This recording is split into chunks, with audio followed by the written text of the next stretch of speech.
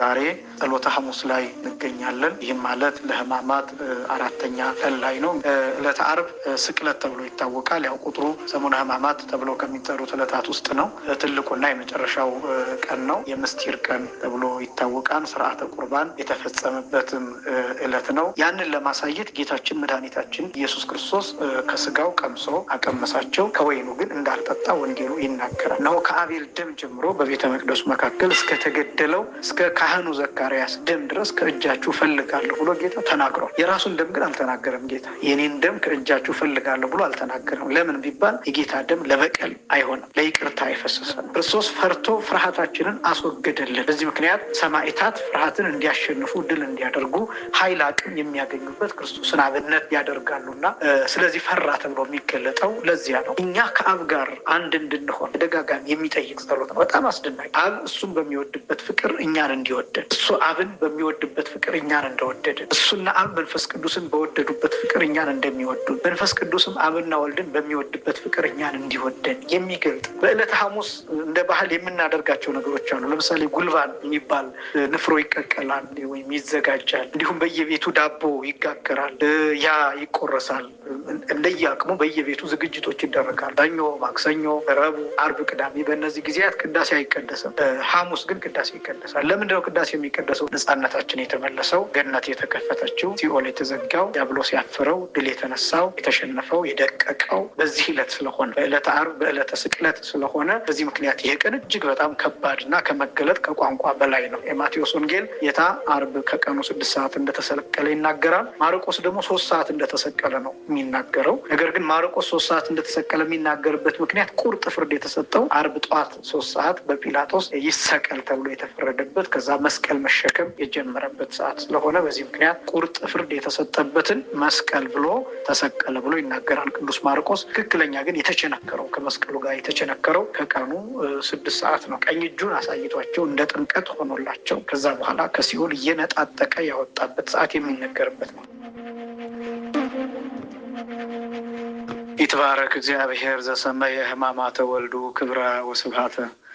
የልጁን መከራ ክብርና ጌጥ ውበት አድርጎ የሰጠን አምላካችን እግዚአብሔር የተመሰገነ ይሁን። ክቡራን በመላው ዓለም የምትገኙ ኦርቶዶክሳውያን በልዑል እግዚአብሔር ስም እንደምንሰነበታችሁ። አምላካችን እግዚአብሔር ለዚህ ዕለትና ለዚህ ሰዓት ስላደረሰን ክብርና ምስጋና ለስም አጠራሩ ይሁን። የተከበራችሁ የእግዚአብሔር ልጆች በነቃ ጥበብ ቲዩብ እንደምትከታተሉት የሰሙነ ሕማማትን የየዕለታቱን ስያሜዎች፣ ታሪኮችና ምስጢሮች እንዲሁም መልእክቶች እነዚህን እየተመለከትን እንገኛለን። ዛሬ ጸሎተ ሐሙስ ላይ እንገኛለን። ይህም ማለት ለሕማማት አራተኛ ቀን ላይ ነው። እንግዲህ ይሄ ጸሎተ ሐሙስ የምንለው ቀን በብዙ ስሞች ይታወቃል። እያንዳንዳቸውን ዕለታት ስንመለከት በድርብርብ ስሞች ከሁለት እና ከዛ በላይ በሆኑ ስሞች እየተጠሩ እንደሆነ ይታወቃል። ይህም የሚያሳየው የቤተ ክርስቲያኒቱን ሀብትና ምስጢር የሚገልጥ ነው። ይህም ሐሙስ ጸሎተ ሐሙስ ሁልጊዜ የሚጠራበት ስም ነው። ከዚህ በተጨማሪ የምስጢር ቀን ተብሎ ይታወቃል። ስርዓተ ቁርባን የተፈጸመበትም ዕለት ነው። እጅግ በጣም ብዙ ምስጢራት ያሉትና በእውነት በአጭር ደቂቃ ለመጠቅለል እጅግ በጣም ሰፊ የሆነ ምስጢር የሚነገርበት ዕለት ነው። የመጀመሪያው የምስጢር ቀን ተብሎ የሚታወቅበት ምክንያት ዕለተ ሐሙስ ጌታችን መድኃኒታችን ኢየሱስ ክርስቶስ ምስጢረ ቁርባንን የገለጠበት፣ ቅዱስ ሥጋውንና ክቡር ደሙን የሰጠበት፣ ምስጢረ ቅዳሴ ስርዓተ ቅዳሴን ያሳየበት፣ ስርዓተ ክህነትን የገለጠበት፣ እንዲሁም ደግሞ የብሉይ ኪዳኑን መስዋዕት ለመጨረሻ ጊዜ ያሳለፈበት፣ የሐዲስ ኪዳኑን መስዋዕት የጀመረበት ዕለት ነው ዕለተ ሐሙስ የሚባለው። በዚህ ምክንያት የምስጢር ቀን ተብሎ ይታወቃል። እንግዲህ በማቴዎስ ወንጌል ምዕራፍ 26 ከቁጥር 26 ጀምሮ እንደተገለጠው ጌታችን መድኃኒታችን ኢየሱስ ክርስቶስ በዓሉን ለማክበር ቀርቦ የነበረው በግ ፋሲካ ወይም የፋሲካው በግ ተበልቶ ካለቀ በኋላ የቂጣው በዓል እንዲታሰብ የቀረበውን ቂጣ እንዲሁም ደግሞ የቀረበውን ወይን እሱን ይህ ሥጋዬ ነው ብሎ ህብስቱን ወደ ሥጋነት ቀይሮ ለሐዋርያት የሰጠበት፣ ከዛ እንዲጠጣ ቀርቦ የነበረውን ወይን እሱን ደግሞ ይህ ደሜ ነው ብሎ ለሐዋርያት የሰጠበት ዕለት ነው። እንግዲህ ይሄን በብዙ መልክ ማስቀመጥ ይቻላል። ያው እንደሚታወቀው ጌታችን መድኃኒታችን ኢየሱስ ክርስቶስ የሚሰቀለው ዕለተ ዓርብ ላይ ነው። ከቀኑ 9 ሰዓት ላይ ቅድስት ነፍሱን ከቅድስት ስጋው በስልጣኑ ይለያል። መለኮት ከነፍስም ከስጋም አይለይም። እንደሚታወቀው የሰጣቸው ስጋ ለሐዋርያት በዕለተ ዓርብ ከቀኑ 9 ሰዓት የሚሰጠንን ስጋና ደም አስቀድሞ ሐሙስ ማታ ሰጥቷቸዋል። ይህንንም በስልጣኑ አድርጎታል። ያው እንደሚታወቀው ልክ አሁን ላይ ጌታችን መድኃኒታችን ኢየሱስ ክርስቶስ የተሰቀለው እንግዲህ ዛሬ 2000 ዓመት ገደማ ነው። ነገር ግን ቅድስት ቤተክርስቲያን አሁንም ህብስቱን ወደ ስጋ ወደ እግዚአብሔርነት፣ ወይኑን ደግሞ ወደ ደም ወልደ እግዚአብሔርነት ለውጣ ነፍስ የተለየው መለኮት የተዋሃደው ስጋና ደም ትሰጣለች። ምክንያቱም ያ ቃል እስከ ዛሬ ድረስ ስለሚሰራ ነው። ልክ ያ ቃል ከ2000 ዓመታት በኋላ እስከ ዓለም ፍጻሜ ድረስ ለዘላለም እንደሚሰራ ሁሉ ያ ቃል ከዕለተ ዓርብ አስቀድሞ ሐሙስ ማታም ህብስቱን ለውጦ ስጋ ወይኑን ለውጦ ደም አድርጎ ሰጥቷቸዋል። ምክንያቱም አምላክ ነውና ይችላል። እንዲያውም አባቶቻችን ሲገልጡ እንዲህ ይላሉ። በዕለቱ ትኩስ ስጋ ሆኖባቸው እንደ ስብ ሆኖባቸው ሐዋርያት ፈርተው ተጨንቀው ነበር። በዚህ ምክንያት ድፍረት እንዲያገኙ ጌታ ለአርአያነት ለምሳሌነት ጥኢሞ አጣዕሙሙ ይላሉ አባቶቻችን ሲገልጡ፣ ቀምሶ አቀመሳቸው ይላሉ። እርሱ ራሱ ተቀብሎ ከዛ ለሐዋርያት ሰጣቸው። እሱን አብነት አድርገው አርአያ አድርገው ምሳሌ አድርገው ስጋውን ተቀብለዋል። ከወይኑ ግን ኢይሰቲም ዝንቱ አጽረ ፍሬ ወይን እስከ አምዕት ነሳ ሐዲሰ በመንግስት አቡየ ዘበሰማያት፣ በሰማያዊ አባቴ መንግስት ወይም ስልጣን ታድሼ እስከምነሳ ድረስ ከዚህ የወይን ጭማቂ አልጠጣም ብሎ አልጠጣም። ለምንድን ነው እንደዛ ያለው? የሚጠጣው የተዘጋጀ የሞት ጽዋ አለና እሱን ይጠጣን። እንደገና ደግሞ ከትንሣኤው በኋላም ቀጠሮ ስላለው በቀጠሮ መሰረት የማር ወለላ አቅርበውለት እሱን ይመገባል። ያንን ለማሳየት ጌታችን መድኃኒታችን ኢየሱስ ክርስቶስ ከስጋው ቀምሶ አቀመሳቸው፣ ከወይኑ ግን እንዳልጠጣ ወንጌሉ ይናገራል። ይህን ሁሉ ምስጢር ያሳየበት ነው። ይሄ ብቻም አይደለም። አባቶቻችን አሁንም ሲናገሩ በሆዳቸው የነበረውን የፋሲካውን በግ በተአምራት አጥፍቶ እርሱ ራሱ ያው የእግዚአብሔር በግ ተብሎ ተገልጧል። አስቀድሞ በነቢዩ ኢሳይያስ ትንቢተ ኢሳይያስ ምዕራፍ 53 ቁጥር 5 ጀምሮ መጻ ከመበግ ይጠባህ እንደ በግ ሊታረድ መጣ ብሎ በገለጠው መሰረት ጌታችን መድኃኒታችን ኢየሱስ ክርስቶስ በግ ሆኖ መስቀል ላይ ይታረዳል፣ ይሰዋል፣ ይቃጠላል እና በዚህ ምክንያት የበሉትን የፋሲካ በግ እሱን በተአምራት አሳልፎ የዓለሙን ኃጢአት የሚያስወግደው የእግዚአብሔር በግ እርሱ ነውና የእርሱን ስጋና ደም ለሐዋርያት ሰጥቷቸዋል። ይሄ ብቻም አይደለም። ጌታችን መድኃኒታችን ኢየሱስ ክርስቶስ ያንን ቃል ለዘላለም ሹሞታል። ያን ጊዜ የተናገረውን ኪዳን ለምሳሌ ይህ ስጋዬ ነው፣ ይህ ደሜ ነው ብሎ የተናገረው ቃል ዛሬም ይሰራል፣ እስከ ዓለም ፍጻሜ ድረስም ይሰራል። ልክ በአንድ ቃል ዓለምን እንደፈጠረና አሁንም ፍጥረት ተጠብቆ እንዳለ ለምሳሌ ብዙ ተባዙ ምድርንም ሙሏት ብሎ የመጀመሪያ ቃል ተናግሯል። ያ ቃል ሁልጊዜ የሚነገር አይደለም። ነገር ግን ቃሉ አንድ ጊዜ ስለተነገረ ለዘላለም እየሰራ ይኖራል። ልክ እንደዛ ሁሉ ይህ ስጋዬ ነው፣ ይህ ደሜ ነው ብሎ የተናገረው ቃልም ለዘላለሙ ህብስቱን ወደ ስጋ ወልደ እግዚአብሔርነት፣ ወይኑን ወደ ደም ወልደ እግዚአብሔርነት እየለወጠ እየቀየረ ይኖራል። ስለዚህ ኪዳን የተሰጠበትም ቀን ነው። ደሙንም ሲሰጣቸው እንዲህ ብሎ ጌታ ተናግሯል። ይህ ስለ ብዙዎች ለኃጢአት ሁሉ ይቅርታ የሚፈስ የአዲስ ኪዳን ደሜ ነው ብሎ ነው ጌታ የተናገረው። ስለ ብዙዎች ይላል፣ ስለ ሁላችን ማለት ነው። ለሚያምኑ ሰዎች አስቀድሜ እንደገለጥኩት የእግዚአብሔር ልጅ መሆኑን ለሚያምኑ ሰዎች፣ መሲህ ክርስቶስ አምላክ ወልደ አምላክ መሆኑን ለሚያምኑ ሰዎች፣ ደሙ እንደሚያድን ለሚያምኑ ሰዎች ሁሉ ለይቅርታ የፈሰሰ ነው። ይህ ማለትን ማለት ነው ደሙ ይቅር የሚል ነው፣ ለበቀል የፈሰሰ አይደለም። ከዚህ አስቀድሞ የነበሩት ሰዎች ደም ፍጡራን ስለሆኑ የነሱ ደም ለበቀል ጭምር የፈሰሰ ነው። ለምሳሌ የአቤል ደም ለበቀል የፈሰሰ ነው። ያ ማለት ቃየል የፍርድ አግኝቶበታል። እሱ ብቻ ሳይሆን ራሱ ጌታችን ሲናገር ሲያስተምር የማቴዎስ ወንጌል ምዕራፍ 23 ቁጥር 35 ጀምሮ ወናሁ አሐስስ ደመ እምእዴክሙ እንደመ አቤል ጻድቅ እስከ ደመ ዘካርያስ ወልደ በራክዩ ዘተቀትለ በማእከለ ቤተ መቅደስ ወመስዋ፣ እነሆ ከአቤል ደም ጀምሮ በቤተ መቅደሱ መካከል እስከተገደለው እስከ ካህኑ ዘካርያስ ደም ድረስ ከእጃችሁ ፈልጋለሁ ብሎ ጌታ ተናግሯል። የራሱን ደም ግን አልተናገረም። ጌታ የኔን ደም ከእጃችሁ ፈልጋለሁ ብሎ አልተናገረም። ለምን ቢባል የጌታ ደም ለበቀል አይሆንም፣ ለይቅርታ የፈሰሰ ነው። ስለዚህ የሚያምኑ ሰዎች በደሙ ነፃነትን ያገኛሉ፣ ቅድስናን ያገኛሉ። የማያምኑ ሰዎች ግን ደሙ ለበቀል ስለፈሰሰ ሳይሆን ባለማመናቸው ይፈረድባቸዋል። ባለማመናቸው ምክንያት። ለዚህ ነው ጌታችን መድኃኒታችን ኢየሱስ ክርስቶስ በመስቀል ላይ ሆኖ የሚያደርጉትን አያውቁምና ይቅር በላቸው ብሎ የተናገረው ደሙ ለይቅርታ እንጂ ለበቀል ያልፈሰሰ መሆኑን የሚያሳይ ነው።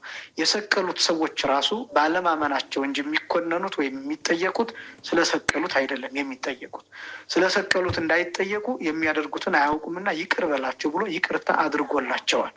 ታዲያ የሚጠየቁት በምንድን ነው ቢባል ባለማመናቸው፣ ባለመመለሳቸው በዚህ ምክንያት እና ስለዚህ ምሕረት የተሰጠበት ይሄ ኪዳን የቆመበት ቀን ነው። የሚሻለው ኪዳን፣ የሚበልጠው ኪዳን፣ የዘላለም ኪዳን፣ ወርቃማው ኪዳን ያ ኪዳን የቆመበት ቀን ነው ዕለተ ሐሙስ። በዚህ ምክንያት የምስጢር ቀን ተብሎ ይጠራል። ራሱ ምስጢር ተብሎ ይጠራል። ዕለቱ ምስጢር ተብሎ ይጠራል። የምስጢር ሐሙስ፣ የምስጢር ቀን የሚባለው ለዛ ነው። ሁለተኛ ጸሎተ ሐሙስ ይባላል። በእርግጥ ጸሎተ ሐሙስ የሚለው የተዘዋወረ ነው። የሐሙስ ጸሎት ማለት ነው። ችግር የለውም። የጸሎት ቀን ተብሎ ሊፈታ ይችላል። ጸሎተ ሐሙስ ማለት ቀጥታ ሲፈታ የሐሙስ ጸሎት ማለት ነው። ግን የሐሙስ ጸሎት ማለት ሐሙስ ራሱ የጸለየው ጸሎት ማለት ሳይሆን ጌታችን መድኃኒታችን ኢየሱስ ክርስቶስ በሐሙስ ዕለት የጸለየው ጸሎት በምሴተ ሐሙስ ወይም በሐሙስ ምሽት ያቀረበው የጸለየው ጸሎት ነው። ይሄ ደግሞ እጅግ በጣም ከባድና ልብ የሚነካ ከአእምሮ በላይ የሆነ ከመተርጎም እና ከመነገር በላይ የሆነ የጌታችን የመድኃኒታችን የኢየሱስ ክርስቶስ ጸሎት ነው። እንግዲህ ጸሎቱ በሁሉም ወንጌላውያን ተገልጦ ይገኛል። በማቴዎስ ወንጌል ምዕራፍ 26 ከቁጥር 39 ጀምሮ፣ በማርቆስ ወንጌል ምዕራፍ 15 ላይ፣ በሉቃስ ወንጌል ምዕራፍ 22 ላይ፣ በዮሐንስ ወንጌል ምዕራፍ 17 ላይ ተገልጦ ይገኛል እና የጌታችን የመድኃኒታችን የኢየሱስ ክርስቶስ የሐሙስ ምሽቱ ጸሎት የሊቀ ካህናት ጸሎት ተብሎ ይታወቃል። ያው በብሉይ ኪዳን በዓመት አንድ ጊዜ ወደ ቅድስተ ቅዱሳኑ የሚገባው ሊቀ ካህናት እንደሚታወቀው የበግ ደም ይዞ ይገባል። ይሄን የበግ ደም ይዞ ከመግባቱ በፊት ግን አስቀድሞ ስለ ራሱ ይጸልያል። ሊቀ ካህናቱ ለሕዝቡ ብቻ ሳይሆን ለራሱ ይጸልያል። ጸሎት ላይ ለርሱ የሚባል አለ። ራሱ ላይ የሚጸልየው ጸሎት አለ። ከዛ በኋላ ለሕዝቡ የሚጸልየው ጸሎት አለ እና ጌታችን መድኃኒታችን ኢየሱስ ክርስቶስ ኃጢአት የለበትም፣ ነውርም የለበትም፣ ድካምም እንከንም የለበትም። ነገር ግን ለአርአያነት፣ ለምሳሌነት፣ ለአብነትነት ሐሙስ ማታ ጸሎቱን እንደ በግና እንደ ላም እንደ ጊደር ደም መስዋዕት አድርጎ አቅርቦታል። በምሳሌነት ማለት ነው እና እንደሚታወቀው ዕለተ ዓርብ ላይ ጌታ ወደ ቅድስተ ቅዱሳን መስቀል ይገባል። የብሉይ ኪዳኑ ሊቀ ካህናት ወይም የካህናት አለቃ ወደ ቅድስተ ቅዱሳኑ የበግ ደም ይዞ እንደሚገባው ክርስቶስ ወደ ቅድስተ ቅዱሳኑ የሚገባው የበግ ደም፣ የፍየል፣ የጊደር ደም ይዞ አይደለም። የራሱን ደም ይዞ ነው የሚገባው። ራሱ ሊቀ ካህናት ሆኖ፣ ራሱ መስዋዕት አቅራቢ ሆኖ፣ ራሱ መስዋዕት ሆኖ፣ ራሱ ደግሞ ከባህሪ አባቱ ከአብ ከባህሪ ሕይወቱ ከመንፈስ ቅዱስ ጋራ ይህንን መስዋዕት የሚቀበልበት ምስጢር ዕለተ ዓርብ ላይ ይፈጸማል። ነገር ግን ዕለተ ዓርብ ላይ መስቀል ተሸክሞ ስለሚወድቅ፣ ስለሚንገላታ፣ ስለሚመላለስ አስቀድሞ ጸሎቱን ሐሙስ ማታ ይጸልየዋል ማለት ነው። ወደ ቅድስተ ቅዱሳን መስቀል ከመግባቱ አስቀድሞ ጸሎቱን የሚያቀርበው ሐሙስ ምሽት ነው። ያ ነው ጸሎተ ሐሙስ የሚባለው። በሉቃስ ወንጌል ምዕራፍ 22 ከቁጥር 40 ጀምሮ እየተመላለሰ ጸለየ ይላል። ወአውተረ ጸልዮ ይላል። እየተመላለሰ ጸለየ። ወፈርሃ ይላል፣ ፈራ ይላል። በፍርሃት እያጣጣረ እየተመላለሰ እየተጨነቀ ይጸልይ ነበር። ላብም ይፈሰው ነበር። እንዲያውም ቅዱስ ሉቃስ ሲገልጠው ወኮነ ሀፉ ከመነጽፍ ጻፈ ደም ዘይወርድ ዲበ ምድር ይላል። መሬት ላይ እንደሚንጠባጠብ ደም ነበር ይላል። መሬቱን እስኪያረሰው አፈሩን ጭቃ እስኪያደርሰው ድረስ ከፊቱ የደም ላብ ይፈስ ነበር፣ እጅግ በጣም ከመጨነቁ የተነሳ ይላል እና ያው ጌታችን መድኃኒታችን ኢየሱስ ክርስቶስ ይህን ያደረገው አንደኛ የፈራው ወይም ፈራ ተብሎ የተገለጠው ሰው መሆኑን ለማሳየት ነው። ፍርሃት የእኛ ጠባይ ነው፣ የእኛ መገለጫ ነው እና ስለዚህ ሰው መሆኑን እውነት ሰው መሆኑን ለአጽድቆተ ትስብእት ብሎ ገልጠውታል ሊቃውንቱ። ሰው መሆኑን ለማረጋገጥ ምታት እንዳልሆነ ለማሳወቅ ለማጠየቅ ጌታችን መድኃኒታችን ኢየሱስ ክርስቶስ ፈራ ተብሎ ተገልጧል። እንደሚታወቀው በእኛ ሰውነት ውስጥ ፍርሃት አለ። ይሄ ማለት በጣም ይሄ የበዛ ፍርሃት ሳይሆን ለነገሮች የምንሰጠው መልስ ማለት ነው። ለምሳሌ ሌሊትን እንፈራለን። ሌሊት አራዊት ይወጣሉ። ስለዚህ ሌሊት አራዊት ወዳሉበት ቦታ አንሄድም። ይኸውን ጤነኛ ፍርሃት ይባላል። ምክንያቱም አራዊት እንዳይበሉን። እንደዚህ አይነት ፍርሃቶች የሰውነት ፍርሃቶች ናቸው። ሞትን እንፈራለን፣ ጠባያዊ ነው። መከራን እንፈራለን፣ ጠባያዊ ነው። ረሃብን እንፈራለን፣ ጠባያዊ ነው። ጭንቀትን፣ ድንጋጤን እንፈራለን፣ ጠባያዊ ነው። ጌታችን መድኃኒታችን ኢየሱስ ክርስቶስ ሰው ሆኗል። የሚጠብቀው መከራ አለ፣ ግርፋት አለ፣ መስቀል ተሸክሞ መውደቅ አለ፣ መስቀል ላይ ደግሞ የእኛን በደል መሸከም አለ። እነዚህን ነገሮች እየተመለከተ ተጨንቋል።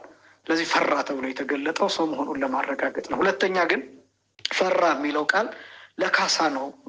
ካሳ ለመክፈል ጌታችን መድኃኒታችን ኢየሱስ ክርስቶስ አዳምን ለመካስ ነው። የመጀመሪያውን አዳም ለመካስ እንዴት ነው የሚክሰው ቢባል እንደሚታወቀው ኦሪት ዘፍጥረት ምዕራፍ 3 ቁጥር 10 ላይ እግዚአብሔር አዳምን በሚፈልገው ጊዜ አዳም አዳም ወዴት ነህ ሲለው ፈርቼ ተሸሸኩ ነው ያለው። አዳም ያን ጊዜ ፈርቶ ነበር። ራቁቱ የናኝና ፈራሁ ነው ያለው። ቅጠል ለብሶ ተሸሽጓል። በጫካ ውስጥ በገነት ዛፎች ውስጥ ተሸሽጓል።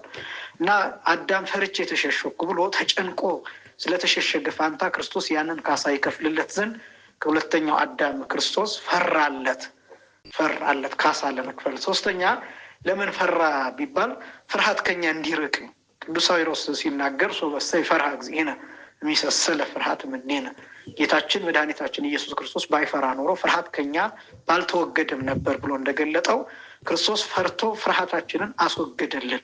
በዚህ ምክንያት ሰማዕታት ፍርሃትን እንዲያሸንፉ ድል እንዲያደርጉ ኃይል አቅም የሚያገኙበት ክርስቶስን አብነት ያደርጋሉና ስለዚህ ፈራ ተብሎ የሚገለጠው ለዚያ ነው። እና ይሄ ሐሙስ ማታ እንዲህ እየተጨነቀ የጸለየበት ዕለት ስለሆነ ጸሎተ ሐሙስ ይባላል። ይሄ ብቻም አይደለም። ይጸልየው የነበረው ጸሎት ደግሞ በቅዱስ ሉቃስ ወንጌል፣ በማቴዎስ ወንጌል፣ በማርቆስ ወንጌል የተገለጠው አንድ ቃል እየመላለሰ እንደጸለየ ይናገራል። አባ አይልፋ ለዛቲ ጽዋ እምኔ የሚል አባ አይልፋ፣ አባት ሆይ ይህችን ጽዋ ከኔ አሳልፋት የሚል ቃል 3 ጊዜ እየተመላለሰ ይጸልይ የነበረው ይህንን ነው። ይህንን ካለ በኋላ ደግሞ አብሮ የሚለው አስከትሎ የሚለው ቃል ምንድን ነው? አኮ ፈቃደ ዚአየ አላ ፈቃደ ዚአከ ለይኩን፣ የኔ ፈቃድ ሳይሆን ያንተ ፈቃድ ይሁን እያለ እየመላለሰ ይጸልያል። እጅግ በጣም ልብ የሚነካ ቃል ነው። ይህችን ጽዋ ከኔ ያሳልፋት የሚለው የሞትን ጽዋ፣ መስቀል ላይ የሚጠጣውን ጽዋ፣ የእኛን ኃጢአት የሚከፍልበትን የሚሸከምበትን ጽዋ፣ ይህንን ጽዋ ነው ከኔ ያሳልፍ እያለ የሚለምነው። ለምንድን ነው ይህንን ጽዋ ከኔ ያሳልፍ እያለ የሚለምነው ቢባል እጅግ በጣም ከባድ ስለሆነ ምን ያህል እጅግ በጣም አስጨናቂ እንደሆነ ለመግለጥ ነው። ምክንያቱም እኛ በአንድ ነገር ስንጨነቅ ይህንን ጌታ ሆይ ከኛ ውሰድልን እንላለን። ነገር ግን ጌታችን መድኃኒታችን ኢየሱስ ክርስቶስ ይህንን ካለ በኋላ አስጨናቂነቱን ከተናገረ በኋላ የኔ ፈቃድ ሳይሆን ያንተ ፈቃድ ይሁን ይላል። ምን ማለቱ ነው? እኔ ስጋ ለብሻለሁ፣ እኔ ሰው ሆኛለሁ፣ ስለዚህ ያንተ ፈቃድ ይሁን ይላል። ምን ማለቱ ነው? ያንተ ፈቃድ ይሁን ሲል በፈቃድ ከአባቱ ጋር አንድ ነው፣ ከመንፈስ ቅዱስም ጋር አንድ ነው። ስለዚህ የእሱ መሞቱ ራሱ የራሱ ፈቃድ ነው። ምን እያሳየ ነው ታዲያ ቢባል ሰው መሆኑን፣ ቅድም እንደገለጥኩት ስጋ መልበሱን መዋሃዱን ለማሳየት ነው። ስጋ ይደክመው መንፈስ ይፈቱ ብሎ እዚያው ላይ ይተረጉመዋል። ስጋ ይደክማል፣ መለኮት ግን ይፈልጋል፣ መንፈስ ይፈልጋል፣ ይቃትታል፣ ስጋ ግን ይደክማል ይላል። እኛ ደካሞች ነን፣ ነገር ግን እሱ አምላክ ነውና የእኛን በደል ሲሸክምልን ያን ጊዜ ነፃ ያወጣናል። ማንም ደግሞ ይህንን በደል ተሸክሞ እኛን ነፃ ማውጣት የሚችል ከክርስቶስ ውጭ ሌላ የለም። በዚህ ምክንያት ያንተ ፈቃድ ይሁን እያለ ይናገራል። ይህን እየመላለሰ በዮሐንስ ወንጌል ምዕራፍ 17 ላይ ደግሞ የተገለጠው የአንድነት ጸሎት አድርጓል። የአንድነት ጸሎት። ይሄ የአንድነት ጸሎት ምን የሚል ነው? እኛ ከአብ ጋር አንድ እንድንሆን ተደጋጋሚ የሚጠይቅ ጸሎት ነው። በጣም አስደናቂ ነው። አብ እሱን በሚወድበት ፍቅር እኛን እንዲወደን፣ እሱ አብን በሚወድበት ፍቅር እኛን እንደወደድን፣ እሱና አብ መንፈስ ቅዱስን በወደዱበት ፍቅር እኛን እንደሚወዱን፣ መንፈስ ቅዱስም አብና ወልድን በሚወድበት ፍቅር እኛን እንዲወደን የሚገልጥ ነው የዮሐንስ ወንጌል ምዕራፍ 17 ላይ። ይህም ደግሞ የመጨረሻውን ምስጢር የሚያሳየው ዕለተ ሐሙስ ላይ የተደረገው የመጨረሻው ጸሎት እኛ ከአብ ከወልድ ከመንፈስ ቅዱስ ጋር በጸጋ ተጣብቀን እንድንኖር የሚያደርግን የመጨረሻውን ፍቅር ይገልጣል።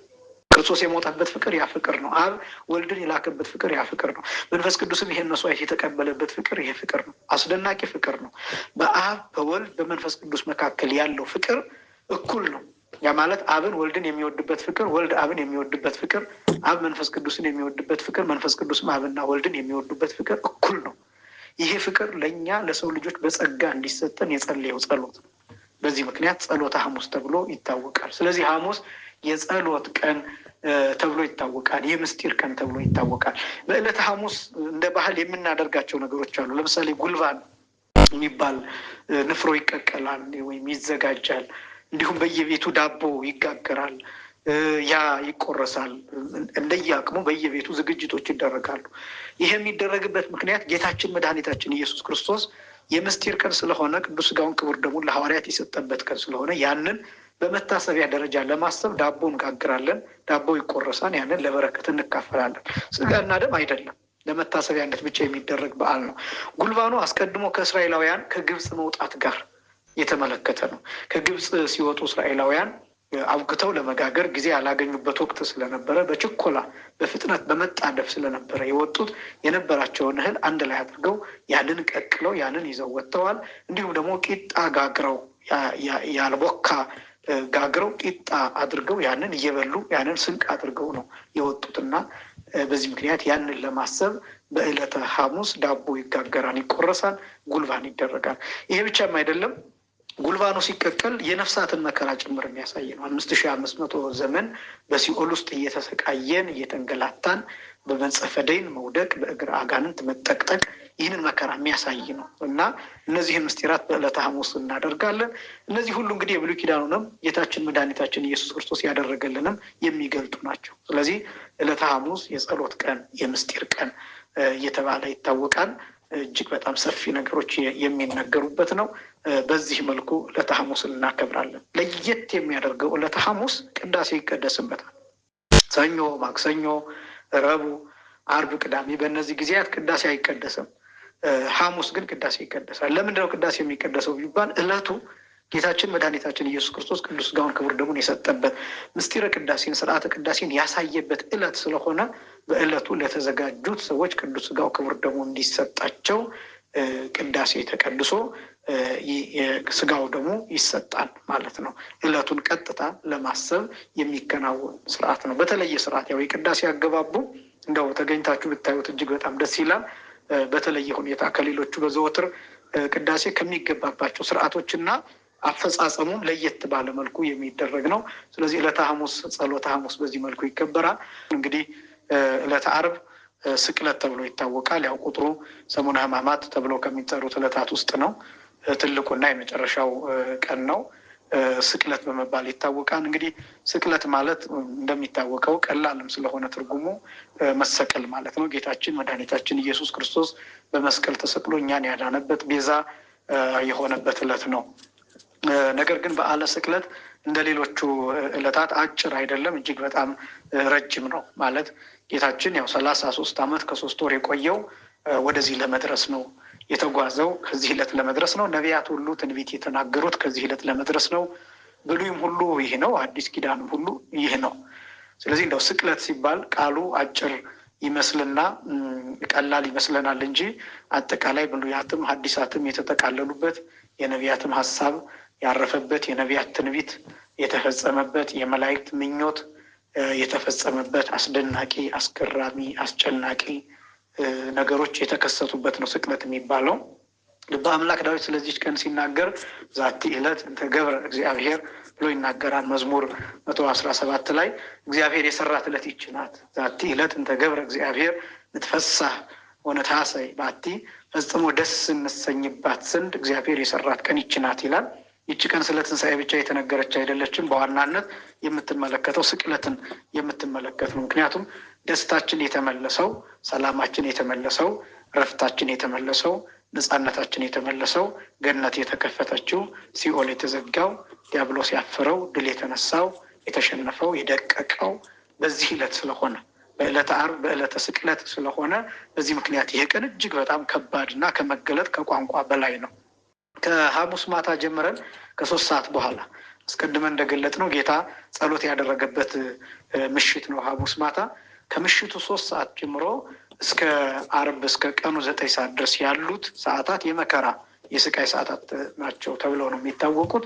18 ሰዓታት ናቸው አጠቃላይ። የሌሊቱ 9 ሰዓት የቀኑ 9 ሰዓት 18 ሰዓታት ናቸው።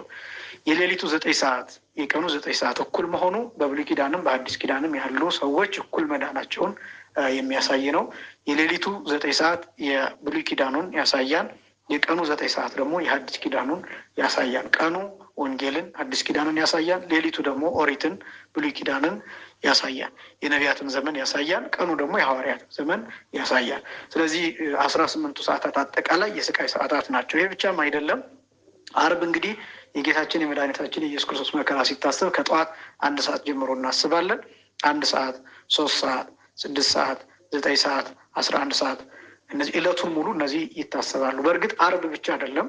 ከሰኞ ጀምሮ ሰኞ 1 ሰዓት፣ 3 ሰዓት፣ 6 ሰዓት፣ 9 ሰዓት፣ 11 ሰዓት ምንባባቱና የሚደርሱት ጸሎቶች በእነዚህ ሰዓታት ላይ የተመሰረቱ ናቸው። ሰኞም፣ ማክሰኞም፣ ረቡዕም፣ ሐሙስም።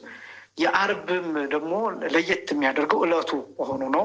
ለምሳሌ አርብ ጠዋት 1 ሰዓት በምንድን ነው የሚታሰበው ቢባል ወደ ሊቃነ ካህናቱ የሄደበት ወደ ሐና ወደ ቀያፋ የቀረበበት በሊቃነ ካህናቱ ግቢ በሊቃነ ካህናቱ አገልጋዮች የተመታበት የተሰቃየበት ስለሆነ አርብ ጠዋት 1 ሰዓት ላይ የነግሁ ሰዓት ወደ ሊቃነ ካህናቱ የሄደበት ሰዓት ነው። 3 ሰዓት ወደ ጲላጦስ የሄደበት ሰዓት ነው። ቁርጥ ፍርድ የተሰጠበት ሰዓት ነው።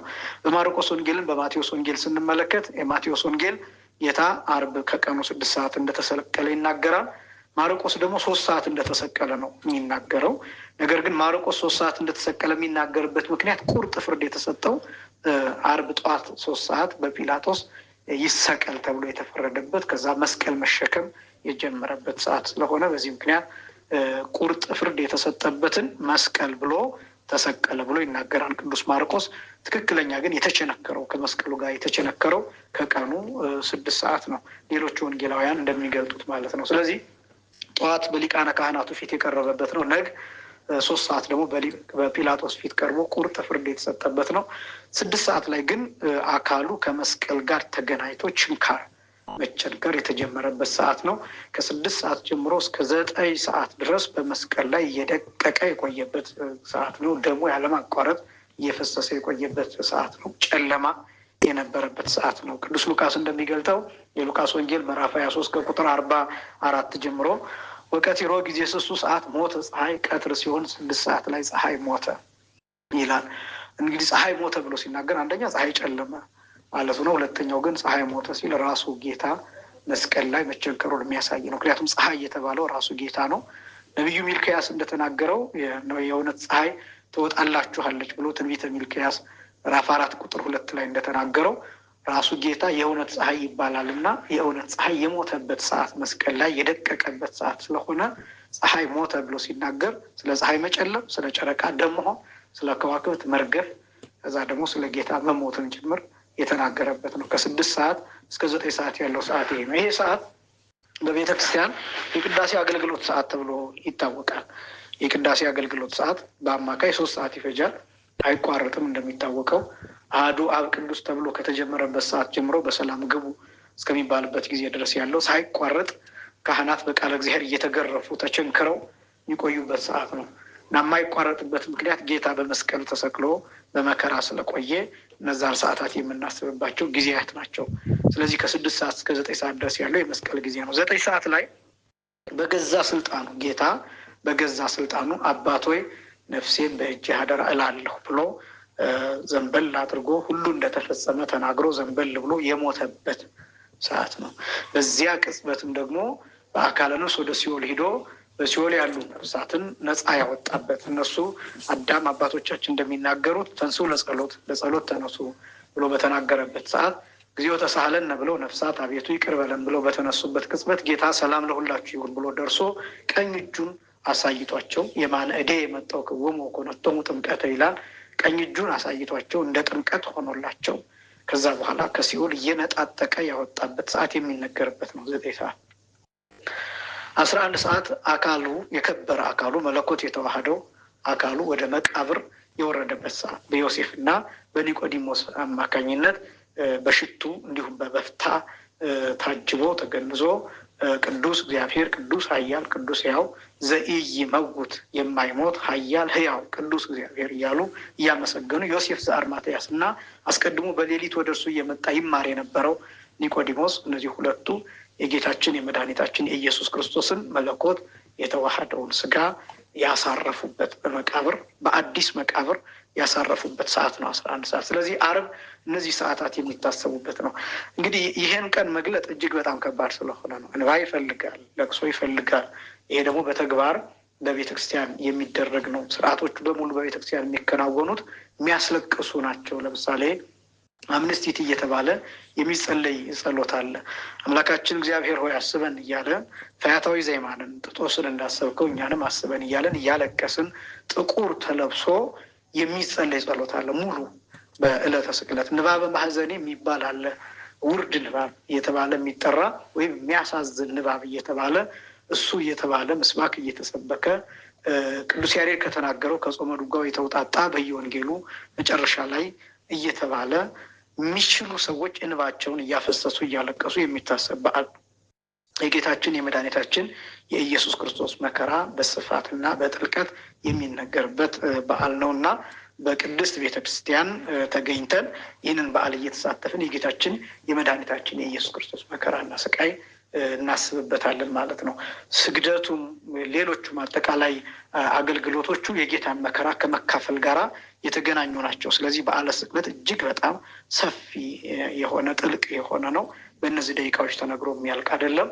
የጌታችን የመድኃኒታችን የኢየሱስ ክርስቶስ ፍቅሩ በልባችን በአእምሯችን እንዲያድርብን እንዲገለጥብን የእሱ ቅዱስ ፈቃድ ይሁንልን። የደሙ ጠብታ ሁላችንንም ከመከራ ከስቃይ እንዲሸፍነን የእሱ ቅዱስ ፈቃድ ይሁንልን። ወስብሐት ለእግዚአብሔር።